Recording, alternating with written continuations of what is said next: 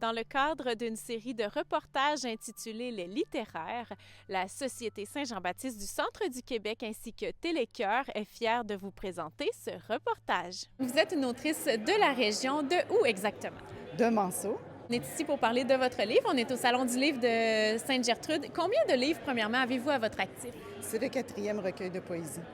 Donc, principalement de la poésie que vous écrivez. Toujours de la poésie, oui, en effet.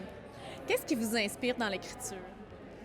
Tout, de tout, les gens, leur façon de se comporter, ce qu'ils pensent, la philosophie de vie, ça peut être la nature, comme ce livre-là aujourd'hui que j'ai à présenter, mon tout dernier recueil de poésie, c'est Un pied nomade, l'autre marin.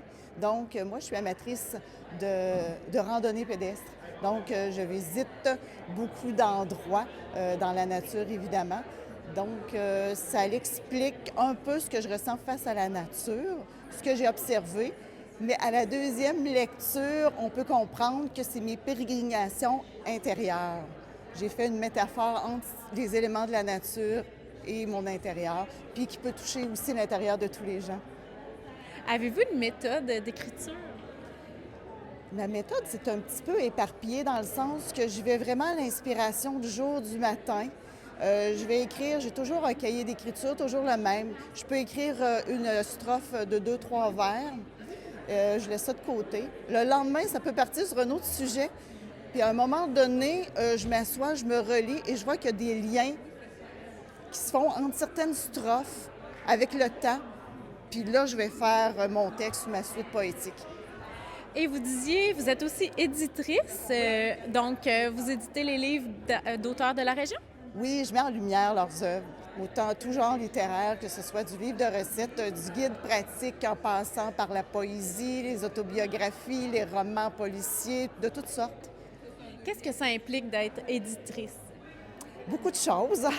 Donc, en étant une maison d'édition à compte d'auteur, je vois à tout. C'est un clé en main. Donc, de la correction du manuscrit ou du tapuscrit jusqu'à l'impression. Donc, on s'occupe de la correction, de la mise en format, de la mise en page, de la couverture, des liens aussi avec l'auteur et l'imprimeur. On est comme l'entre-deux. C'est pour ça que je dis que ça implique beaucoup de choses. Et pour terminer, en quoi est-ce important pour vous la langue française?